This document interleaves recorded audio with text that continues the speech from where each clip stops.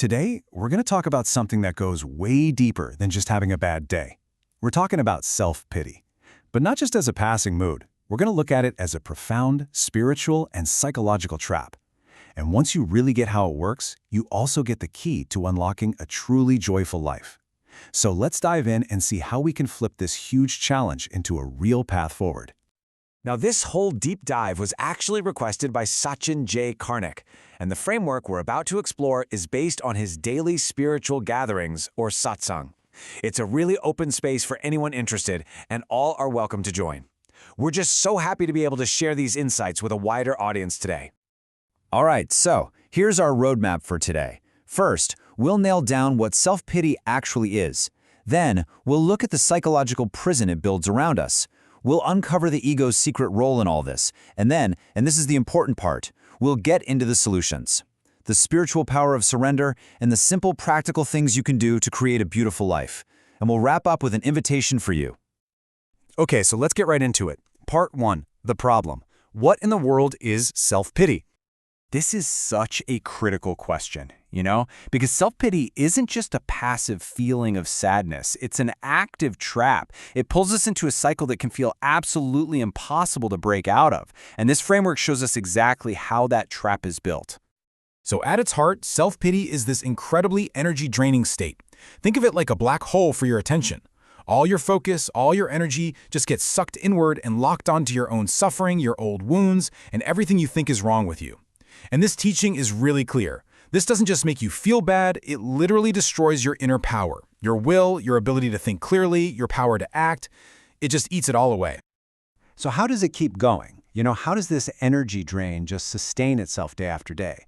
Well, there's a very specific psychological engine that keeps it running. And once you see it, everything else we're about to talk about will make perfect sense. And it's called self-referential looping. This is the hamster wheel of self-pity. Imagine your mind is on this little track, and it just keeps circling back to me, my wounds, my suffering, my problems. It's that voice that says, "Why does this always happen to me?" Or "Nobody gets how hard my life is." It's a loop, and it's so powerful because as long as you're on it, you literally can't see anything else. No bigger picture, no way forward. You're just stuck in the loop. So this mental loop, it doesn't just stay a bad habit.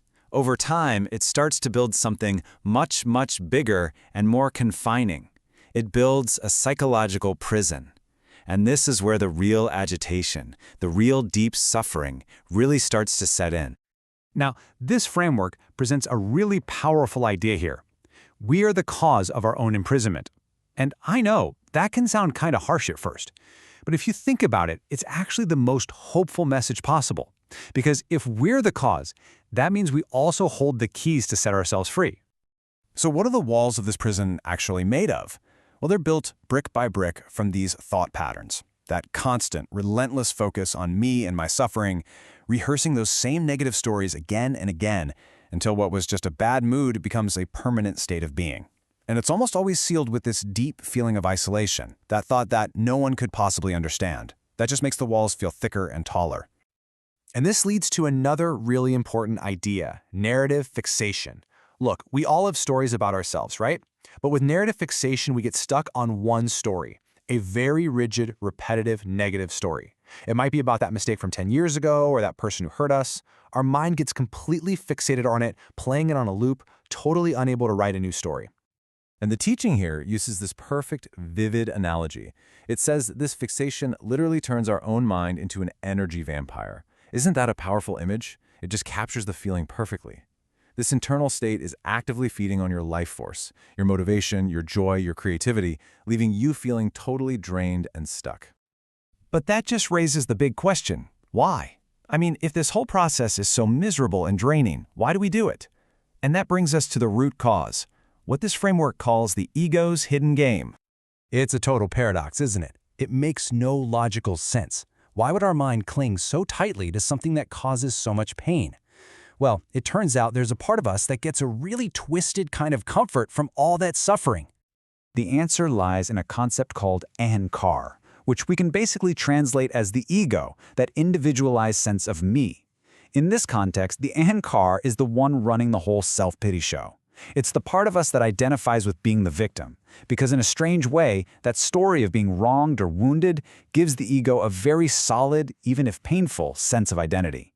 It knows who it is, the one who suffers. Now, it's super important to get this.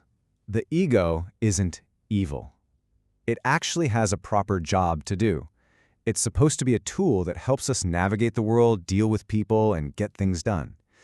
The problem starts when it's misused, when it gets too big for its britches and tries to run our entire inner world. That's when it creates these little prisons of suffering, and this is the key, it absolutely refuses to give up control. And that refusal to surrender, that's everything. Because the way out of the prison isn't to fight the ego with more thinking and more analyzing, that's its home turf. The solution is to do something totally different. It's to tap into the spiritual power of surrender. And this is a really radical idea. The way out of the loop is not more analysis. Trying to think your way out just keeps feeding the ego and the loop itself. The solution is to stop trying to sort through what the teaching calls the trash of the mind, and instead just hand the whole mess over to a higher power. It's a complete shift from thinking to letting go.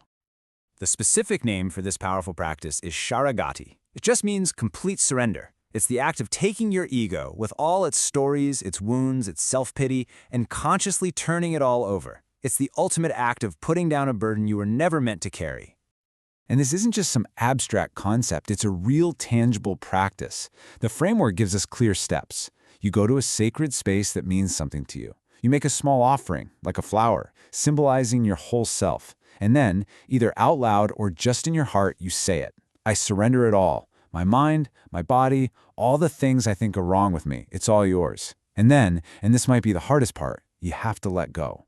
You have to walk away trusting that the burden has been taken from you. There's also a related practice, specifically for that narrative fixation on past mistakes. It's called prijit, or atonement. Instead of getting stuck in a mental guilt loop, you do a physical act, like walking 108 times clockwise around a sacred space. That physical action works as a powerful psychological break, a way of saying, okay, that chapter is officially closed, so you don't have to carry it anymore. So, we've got the spiritual solution, surrender, but that has to be paired with a practical solution, a conscious daily choice to stop focusing on what's wrong and start intentionally creating a beautiful life. The entire practical side of this is captured in this one simple but life-changing shift in focus. What will help is to make my life as beautiful as I can make it. It's not about pretending problems don't exist. It's about changing where you put your precious energy. Instead of asking, why am I suffering, we start asking, how can I make this moment right here more beautiful? This is all about the principle of Sundara, which means beauty. But we're not just talking about nice decorations. Sundara is a way of life. It's a spiritual practice of tuning your awareness to beauty, seeing it everywhere, and then actively creating it in your own world. And this is so practical. The art of Sundara can be as simple as finally organizing that junk drawer or cleaning out your closet. The teaching says that the more beautiful and orderly our outer world is, the more beautiful and orderly we feel inside. It means engaging your senses in a positive way, with good smells, good food, beautiful music.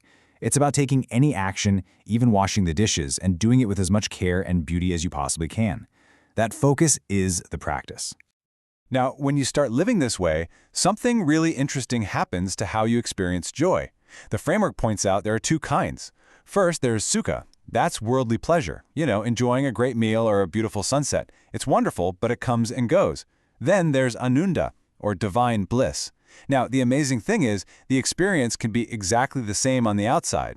The only difference is your inner awareness, its enjoyment that you've consciously connected back to its divine source. And here's the beautiful secret. You can turn any fleeting pleasure into lasting bliss with one simple shift. All you have to do is remember the source. As you're enjoying that delicious cup of coffee, just take 1 second to silently acknowledge the divine source that made that moment possible. That tiny act of remembrance is what transforms sukha into profound anunda. It's that simple. So we've looked at the problem of self-pity.